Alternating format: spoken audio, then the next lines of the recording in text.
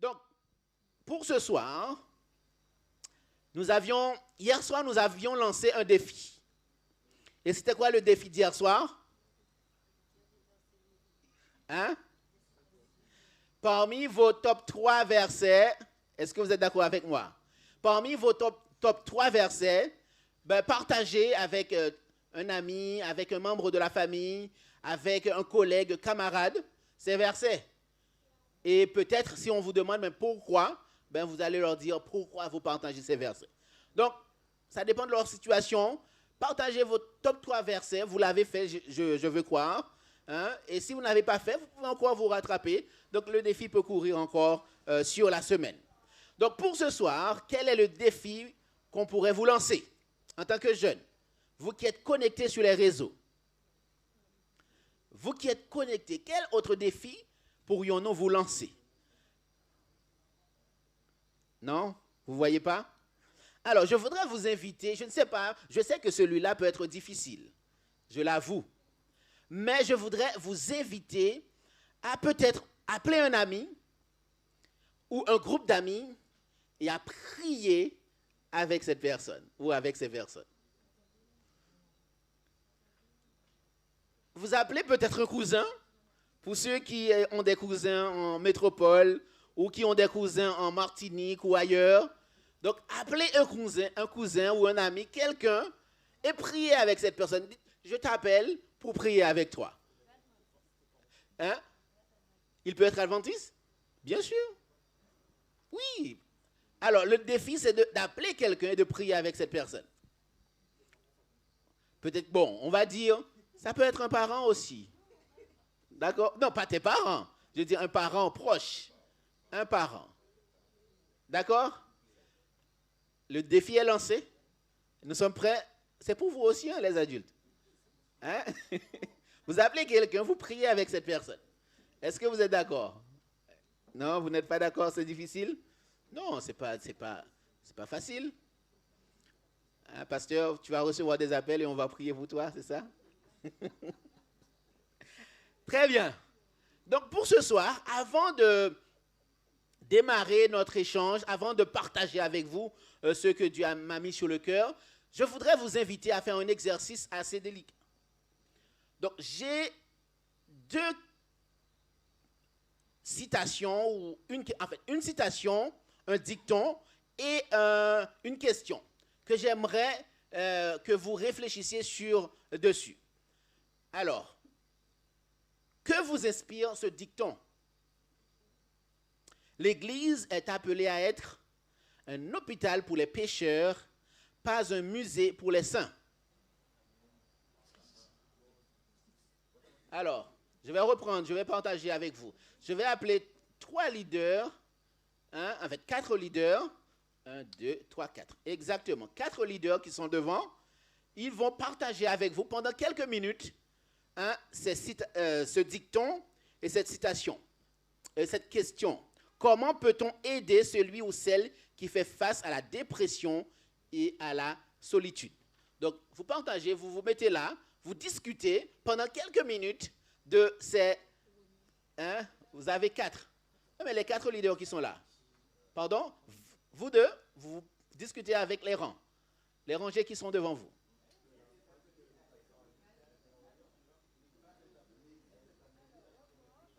Automatiquement, chers leaders de groupe, vous devenez des rapporteurs.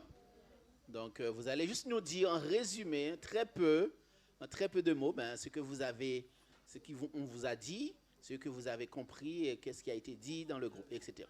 D'accord? Il manque... ah oui, il arrive. Prends notre micro. Très bien, merci.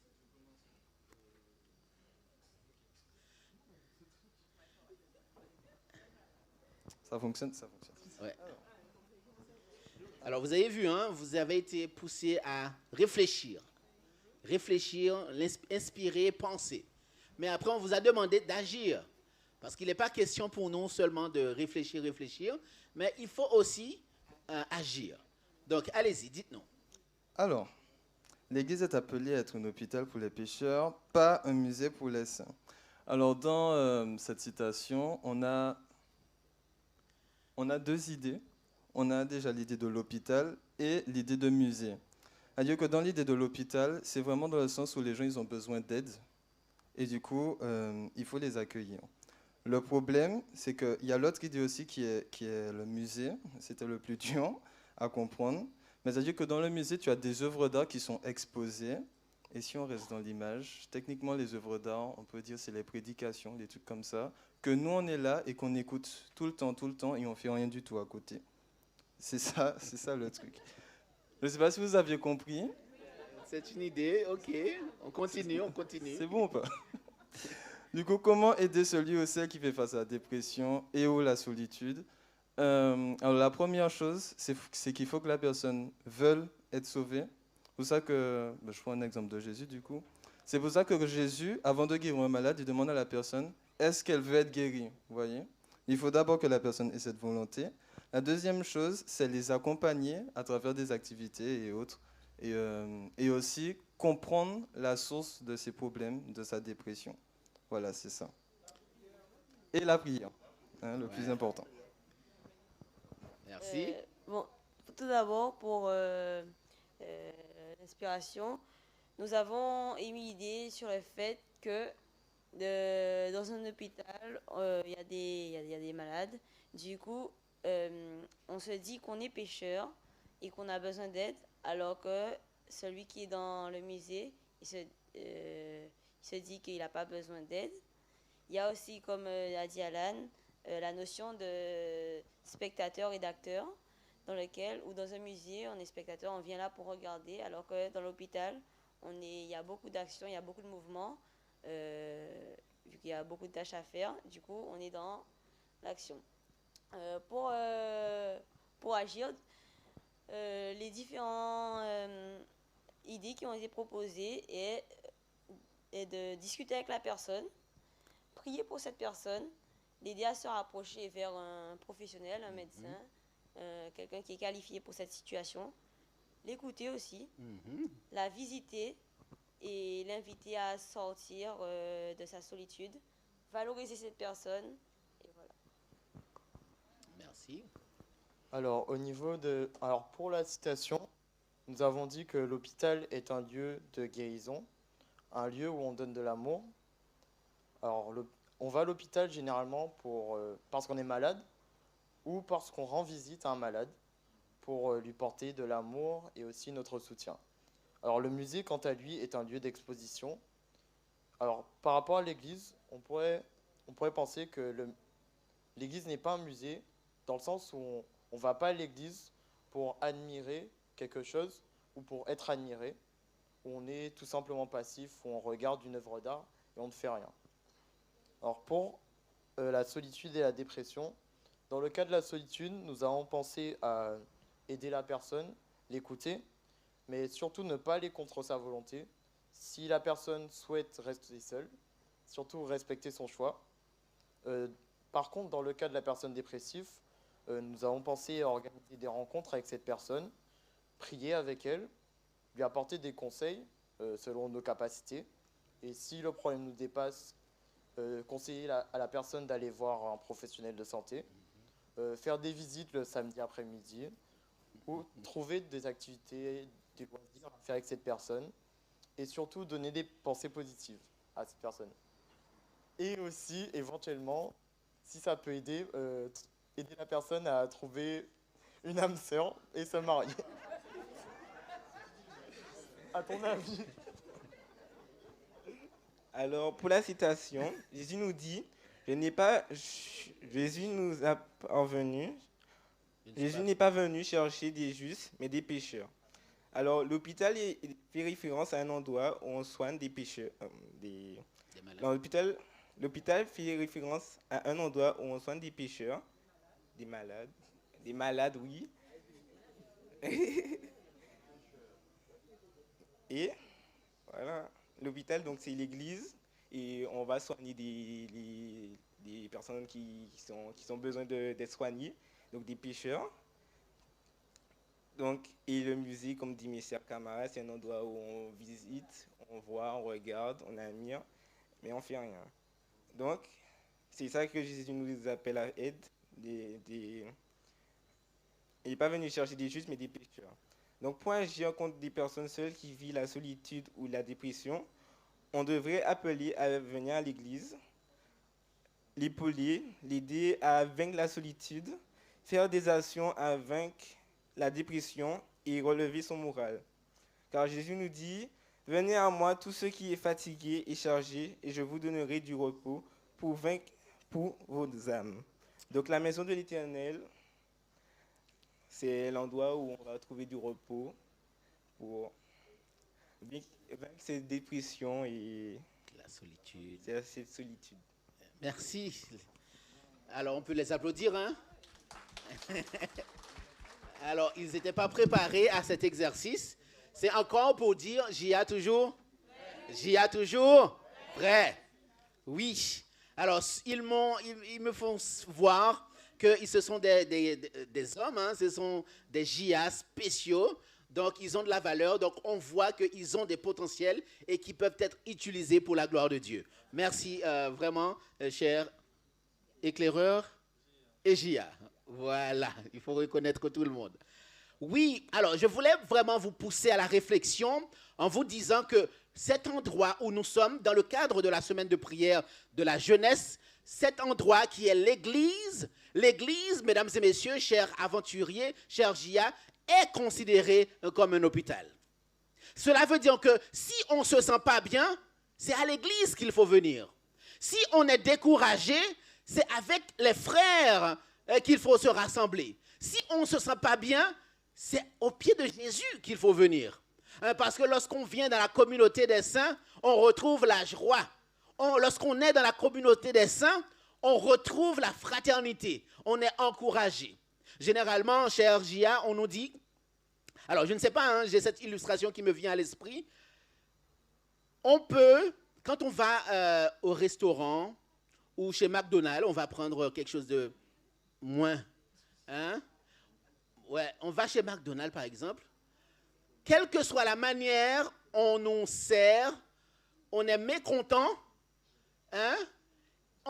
On va revenir, on va continuer à revenir. Si le serveur nous sert on vient pendant 10 fois, il nous donne un regard vraiment déplacé, il nous sert de manière déplacée, on continue à venir. Est-ce que vous avez remarqué cela? Ce comportement de ce vendeur, de ce serveur, ne nous dérange en aucun cas. On continue quand même à fréquenter McDonald's. Est-ce que vous êtes d'accord avec moi? Ah, vous changez de McDo, vous allez dans un autre. D'accord. Mais vous continuez à aller. Alors, est-ce que vous voyez ce que je veux dire? Alors, cela veut dire que, mais pourquoi lorsqu'on vient à l'église et qu'on est mal regardé et que les choses ne se passent pas bien, on se dit on ne vient plus à l'église? Et pourtant, quelle que soit la manière on nous traite de l'autre côté, on continue à y aller. Donc cela veut dire quoi? On ne considère pas l'église comme vraiment l'hôpital. On considère l'église comme étant un musée. Et parce qu'on a des saints en face de soi. On a des gens qui ne devraient pas, c'est pas moi, rôter.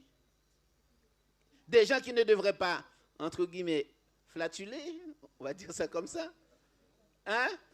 On a des gens en face de nous, on se dit, mais non, ils ne doivent pas agir comme cela. Mais sachez, cher Gia, que l'église est un hôpital. Jésus est venu pour les malades. Et c'est dans l'église qu'il est venu pour apporter la guérison. Donc si tu es malade, si tu te sens découragé, quelle que soit ta situation, c'est dans l'église qu'il faut venir. C'est à l'église. Généralement, on trouve des prétextes pour ne pas venir à l'église. Ou le prédicateur, il prêche trop long. Ou le prédicateur, il est trop lent. Ou le prédicateur, dans sa pensée, n'est pas fluide. Ou ce qu'il dit, on ne comprend pas. Donc, on ne vient pas. On reste à la maison. On reste devant la télé. On reste devant sa série, etc. Mais sachez que c'est dans la communauté. C'est avec les frères et qu'il nous faut être. C'est avec les frères dans la communauté et qu'il nous faut nous retrouver. Parce que la parole de Dieu est claire. Là, 2 ou 3 sont assemblés en mon nom. Je suis au milieu d'eux. La parole de Dieu est claire. N'abandonnez pas votre assemblée. La parole de Dieu est claire. Lorsqu'on se rassemble, qu'on loue, qu'on glorifie Dieu, Dieu prend plaisir à voir ses enfants ensemble se rassembler pour le louer et le glorifier. Donc, cher Gia, lorsque les choses vous semblent difficiles, je vous invite à considérer et à regarder à l'Église comme étant un hôpital. Lorsqu'on va vous piétiner, lorsqu'on va vous vraiment décourager, sachez que c'est un hôpital. Et c'est normal. Nous sommes en voie de guérison. Mais, mesdames et messieurs, chers amis, cela ne voudrait pas dire que vous devez traiter les gens comme étant des malades. Il faut les voir comme des personnes en voie de guérison. Il faut les accompagner, il faut les soutenir, il faut être avec eux parce que la guérison appelle à la guérison. Ça ne veut pas dire pour autant qu'on doit toujours s'appeler des pécheurs, n'est-ce pas? Parce que nous sommes appelés des saints. Dieu voit en nous des saints. Il voit en nous des hommes et des femmes qui ont un potentiel bientôt, qui deviendront comme les anges, parce qu'il a mis en nous le germe de la vie. Il a mis en nous la pensée de l'éternité. Il a mis en nous l'espérance de la vie éternelle. Lorsqu'il reviendra, vous et moi, nous serons comme des saints. Et nous serons vraiment des saints. Amen. Oui, nous serons des saints. Nous ne connaîtrons plus de péché. Et nous vivrons éternellement. Donc, de même que nous avons lu le texte qui nous dit dans Jonas chapitre 2, verset 8, le texte nous dit « Quand mon âme était abattue au-dedans de moi, je me suis souvenu de l'Éternel, ma prière est parvenue jusqu'à toi dans ton saint temple. » La solitude, le découragement, mais aussi la dépression sont monnaie courante aujourd'hui. Nous sommes dans une société où les gens se sentent seuls. Nous sommes dans une société où les gens cherchent par tous les moyens à se satisfaire. Mais rien n'arrive à vraiment étancher leur soif. Rien n'arrive vraiment à les satisfaire parce qu'ils n'ont pas l'essence même de la vie. Vous et moi, nous l'avons. Et nous avons que c'est Jésus qui nous donne cette essence. C'est Jésus qui nous donne la raison de vivre. C'est Jésus qui nous permet d'avancer parce qu'il est venu jusqu'à nous, il nous emmène jusqu'à lui. C'est Jésus qui nous permet, cher Gia, de penser au lendemain. C'est pourquoi le chant nous dit, c'est parce qu'il vit, je n'ai rien à craindre, mes lendemains sont assurés. Entre ses mains, il tient ma vie. Donc, lorsque vous passez par des moments de solitude, lorsque vous passez par des moments de dépression, sachez que Dieu est avec toi. Il ne t'abandonne pas. Il est avec toi parce qu'il l'a promis. Vous ne serez pas les premiers, vous ne serez pas les derniers à passer par ces moments de détresse. Nous voyons dans le texte que Jonas a subi cette dépression. Jonas est passé par là. Peut-être vous me dites, c'est parce qu'il s'est mal comporté, parce qu'il n'a pas obéi à la mission, c'est parce qu'il n'a pas fait la volonté de Dieu. Oui, nous sommes d'accord. Lorsque Dieu nous appelle à la mission, lorsque Dieu nous appelle à une ligne de conduite, et nous voulons faire à notre volonté, et nous passons à côté, nous voyons les conséquences. Lorsque nous regardons le texte, on peut se dire, mais Jonas aurait pu s'éviter cette situation. Oui ou non? Il aurait pu éviter de se retrouver dans le ventre d'un poisson. Il aurait pu éviter de tomber dans la dépression. Si seulement il avait obéi à la voix de Dieu. Si seulement il n'avait pas voulu faire comme bon lui semble. Mais nous voyons l'amour de Dieu et en dépit de tout cela, Dieu ne l'a pas abandonné. Dieu est venu jusqu'à lui. Dieu a permis qu'il rentre en lui-même et qu'il réalise qu'il ne peut pas fuir vraiment loin de la face de Dieu. Et parfois, nous pensons que nous pouvons faire sans Dieu, n'est-ce pas?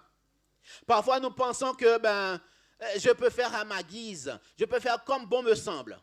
Parfois, lorsque les commandements de Dieu sont clairs, les instructions, les préceptes sont clairs devant nous, parfois nous voulons passer à côté. Et lorsque nous passons à côté, nous voyons les conséquences. Aujourd'hui, le monde voit les conséquences de la désobéissance à la parole de Dieu. Vous et moi, nous sommes appelés à les orienter.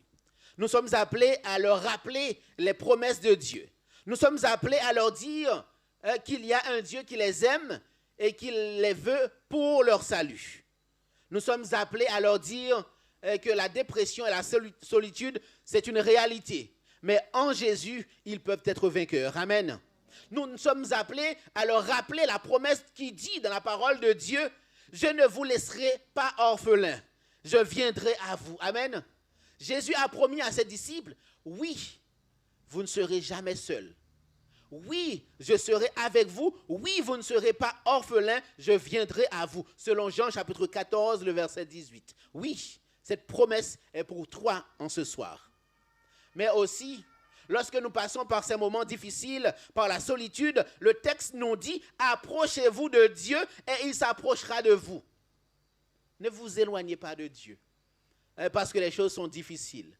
Ne vous éloignez pas de Dieu parce que vous pensez que ce n'est pas là la solution. Oui, c'est en Dieu que se trouve la solution. Approchez-vous de lui et lui, il s'approchera de vous. C'est une promesse et qu'il nous a faite. Rappelons-nous ces promesses. Oh, le texte nous dit en ce soir, Dieu nous dit qu'il ne va jamais se séparer de nous. Est-ce que vous êtes conscient de cela? Le texte qui nous dit dans Osée chapitre 2 verset 19, « Je serai ton fiancé pour toujours. » Oui, je serai ton fiancé pour la justice, la droiture, la grâce et la miséricorde. Oui, voilà la promesse que Dieu vous fait en ce soir. Il sera ton fiancé pour toujours. Donc, ces promesses sont pour nous, oui, mais aussi c'est pour eux. Nous devons leur dire, lorsqu'ils passent par ce moment difficile, que Dieu les a promis d'être avec eux. Il y a aussi cette réalité, nous dit le texte de Psaume 25, verset 14. Le texte nous dit, Psaume 25, verset 14, « L'amitié de l'Éternel est pour... » Vous connaissez ce texte? « L'amitié de l'Éternel est pour ceux qui le craignent et son alliance leur donne instruction. » Aujourd'hui, Dieu nous invite à être son ami. Il veut être notre ami. Lorsque nous passons par des moments difficiles, lorsque nous sommes seuls, angoissés, découragés, Dieu nous dit, il est là. Il veut être avec nous. Il veut être notre ami. Cher Gia, le texte aussi nous encourage à faire une chose importante. Dans Romains chapitre 12, verset 13, il est dit, exercez l'hospitalité. Est-ce que vous êtes conscient de cela? Pourvoyez aux besoins du peuple de Dieu, exercez l'hospitalité. Vous pouvez être un ami pour l'autre, oui ou non? Vous devez être un ami pour le jeune qui est découragé. Vous êtes appelé à être un conseiller, un guide spirituel pour les plus découragés. Mais aussi, comme nous pouvons le penser, n'attendons pas à ce que le jeune soit découragé, abattu, pour être un ami pour lui. Amen. Faisons le travail aujourd'hui. Il est aussi dit, passez du temps avec l'autre. Faites passer du moins l'intérêt de l'autre avant vos propres intérêts. Il est dit dans Romains chapitre 12, versets 9 à 10, que l'amour soit sans hypocrisie et ait le mal en horreur. Attachez-vous fortement au bien. Par amour fraternel, soyez pleins d'affection les uns pour les autres. Par honneur, usez de prévenance réciproque. Oui, nous sommes appelés à regarder à l'intérêt de l'autre. Nous sommes appelés à être conscients que l'autre autour de nous a besoin d'un encouragement, a besoin d'un mot d'encouragement, a besoin d'un regard, d'un sourire pour lui permettre de continuer. Vous pouvez, vous devez être cette personne-là. Généralement, lorsque nous voyons les choses autour de nous, nous nous attendons à ce qu'on vienne à notre secours. C'est naturel, n'est-ce pas? Mais on a découvert que, comme le principe biblique le dit, Hein, quand on donne, on reçoit. Comme le principe biblique est clair, hein, si tu veux vraiment être sauvé, va et sauve ton frère. Donc ça veut dire quoi? Ça veut dire que n'attends pas tout le temps qu'on vienne te voir. N'attends pas tout le temps qu'on soit un soutien pour toi. Toi, commence d'abord par être un soutien pour l'autre. Amen. Oui, vous pouvez l'être. Parce que c'est par la force de Dieu, c'est par la grâce de Dieu que cela peut se faire.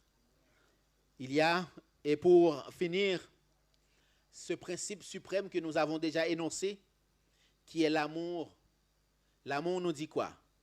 Mais par-dessus toutes ces choses, revêtez-vous de l'amour qui est le lien de la perfection.